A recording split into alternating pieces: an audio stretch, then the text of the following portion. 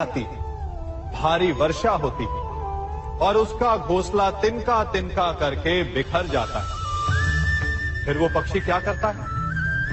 वो रोता नहीं, ना ही विलाप करता है। वो बिना विलंब करे फिर से अपना घोंसला बनाना प्रारंभ कर देता है और सफलता पाता है। फिर हम क्यों छोटी छोटी असफलता से भयभीत होकर परिश्रम करना छोड़ देते? एक बात सदा स्मरण रखिएगा, हर वृक्ष कुल्हाड़ी की एक मार से नीचे नहीं गिरता, हर चट्टान घन के एक प्रहार से नहीं टूटती। सफलता पाने के लिए अनावरत परिश्रम करना ही मात्र एक मार्ग है। स्वीकारण, सत्य का स्वीकारण मनुष्य के लिए बहुत ही महत्वपूर्ण है। जब तक मनुष्य सत्य को स्वीकार नहीं करता, उसे असत्य से लड़ने की शक्ति प्राप्त नहीं होती। जब आप भोजन करते हैं तो क्या होता है? आपका पेट स्वीकारता है कि वो भर चुका है और आप भोजन करना बंद कर देते हैं। जब आपको निद्रा आती है तो क्या होता है? आपका मन स्वीकारता है कि आपका शरीर थक चुका है और उसे विश्राम की आवश्यकता है। उसी प्रकार जब आपको किसी व्यसन को रोकना हो तो आपको स्वीकारना पड़ता है कि बहुत हो चुका, चाहे वो लालच हो या मदिरापान। उस व्यसन का त्यागना तभी प्रारंभ होता है जब आप ये स्वीकार कर लेते हैं कि आप उस व्यसन के बंधक हैं। हम में से ऐसा कोई नहीं जिनकी परछाई उनसे दूर रहती। हमारी परछाई सदैव हमारे साथ रहती है। कदाचित हमारी परछाई हमारे कर्मों के फलों का संकेत है। कदाचित इसी कारण कई बार हमें अपनी परछाई से भय भी लगता है, परंतु इस भय से निवारण पाने का एक साधन अवश्य है। वो है सूर्य की ओर मुख करना या किसी प्रकाश के स्रोत की ओर मुख करना, क्योंकि तब हमें हमारी परछाई दिखाई नहीं देती। यदि इसे जीवन के संदर्भ में देखें तो ये प्रकाश का स्रोत शुभ कर्मों की चेतना है। यदि आपके मन में शुभ कर्म करने की इच्छा है तो आपको कभी भी अपने कर्मों के फल का भय नहीं होगा, क्योंकि यदि आपका मन शुद्ध होगा तो आपके कर्म शुद्ध होंगे और शुद्ध कर्मों का फल कभी अशुद्ध नहीं हो सकता। आज मैं आप सबको एक कथा सुनाता हूं।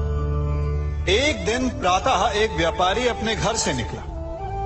घर से निकलते ही एक बिल्ली ने उस व्यापारी का मार्ग काट दी। व्यापारी घबरा गया। वो फिर से घर लौट गया और शुभ घड़ी की प्रतीक्षा करने लगा।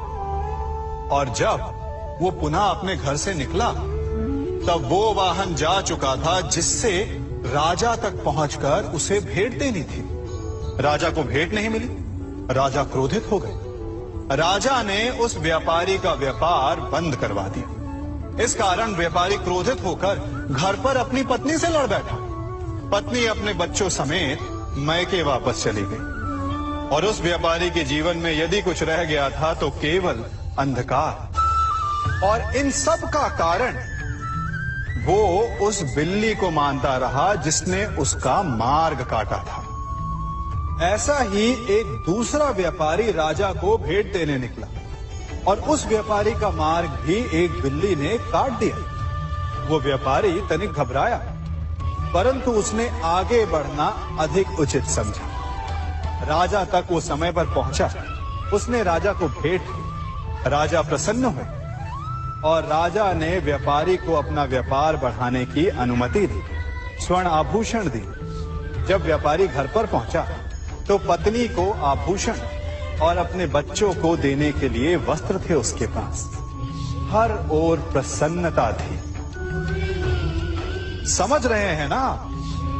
दोनों के साथ एक ही प्रकार की घटना हुई, परंतु दोनों की प्रतिक्रिया भिन्न थी।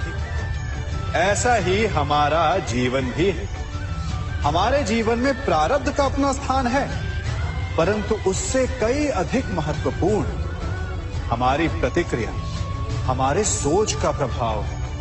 क्योंकि यही हमारे जीवन को आकार देते हैं।